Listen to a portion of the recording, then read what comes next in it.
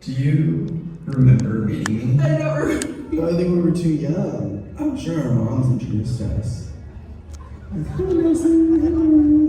we were only 4 doors down. I do not recall you not being part of my life.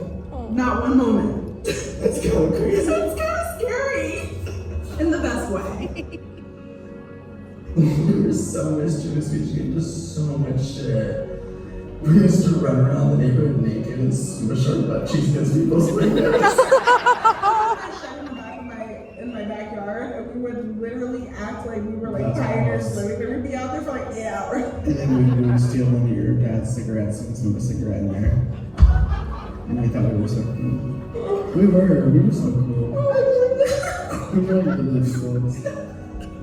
I always think about this all the time. It was when we peed in a spray bottle and we sprayed it all over your belly. We mixed our peas. Your parents called my parents, and my mom and dad, I feel like they were trying not to laugh because they were like, did you pee in a bottle and mix it up with MSP? And then spray it all over Graham's room.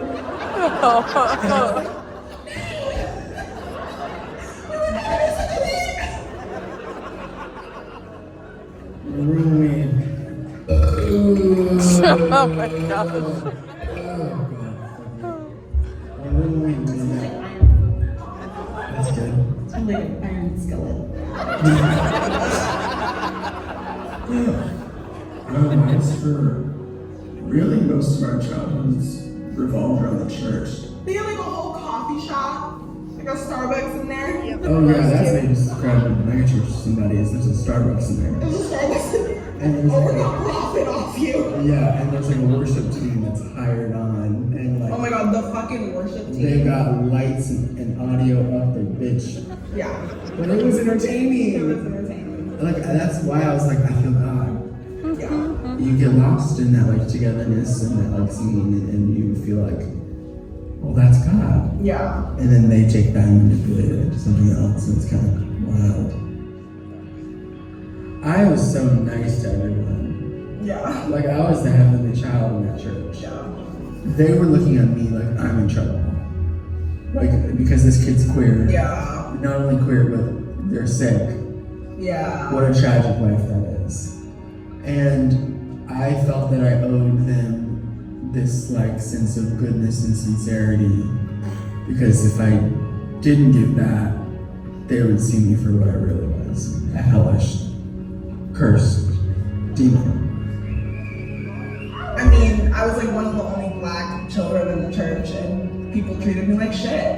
People thought I was a little evil hellion who was dirty and gross. Other children used to say when you take a shower, is it muddy? Is the water muddy? Everybody just looked the same. Everybody acted the same. You were expected to be a part of that. And it's why the fuck would I want to be a part of you guys? You're all ugly. No one would. I mean, I don't know. I'm sure they were. But then they thought I was funny and witty, and that was my only way of Because you had to be. I had to be. That was my saving grace. You just feel am I gonna feel like this forever? Completely by And that's myself. kind of why I think we just latched onto each other. Yeah. And then we got to this age where the earth was just kind of shattering around us. It was very hard to transition from happy childhood friendship into, well, what do we talk about now that everything is so sad? We've been able to process what the hell we were going through and connect it back to now and be like, okay, this is the things I was wanting to say to you. But I couldn't. I just there's not, I'm gonna cry. there's just no life without you. I know. I'm just so excited for us to live the rest of our lives together. I know. I'm just so excited. We're getting married.